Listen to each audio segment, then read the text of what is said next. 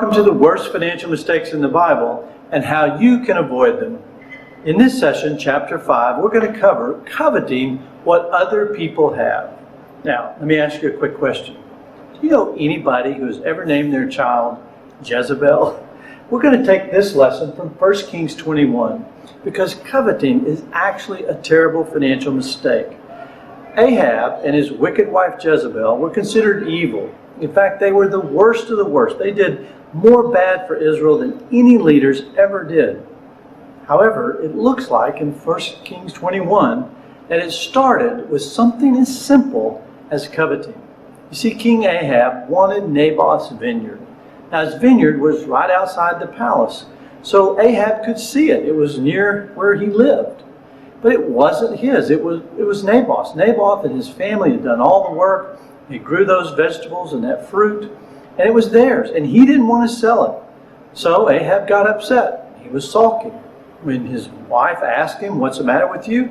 he told her, "I want that garden, but I can't get it."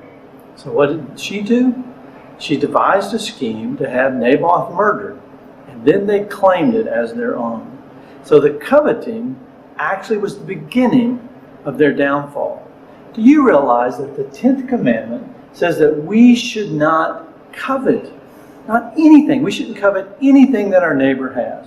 Now, out of all the 10 commandments, I would say that this one is the one that's most often ignored. In fact, there are laws to uphold all the other 9 commandments in some form or fashion in every nation of the world. However, there are no laws against coveting. You know why? Because man can't stop it. It's something that happens inside the human heart. But it's a very important commandment to understand because it destroys our walk with the Lord. If we're coveting what other people have, it takes away all of our peace, all of our contentment, and we live trying to gain something else. Listen to what C.S. Lewis said about coveting. He said, "Pride gets no pleasure out of having something, only out of having more of it than the next man." You see, coveting has serious consequences. I believe that you can't have a middle class if coveting is allowed to run rampant. You'll only have the rich and the poor, and nobody else will be allowed to succeed. Because if you start to succeed, somebody will want to take it from you. But the Lord abhorred this. If you read the rest of the story and the consequences, the Lord sent a prophet to tell Ahab and Jezebel that they would be devoured. Their blood would be licked by dogs. Now Ahab repented. He turned from his sin, and his demise was temporarily delayed. But if you read the rest of the story, Jezebel, it happened to her exactly as prophesied. She was cast out of the tower, she fell, and the dogs came and licked her blood. She died one of the most shameful, unceremonious deaths you could ever imagine, because she was so very wicked. And it started with this sin of coveting.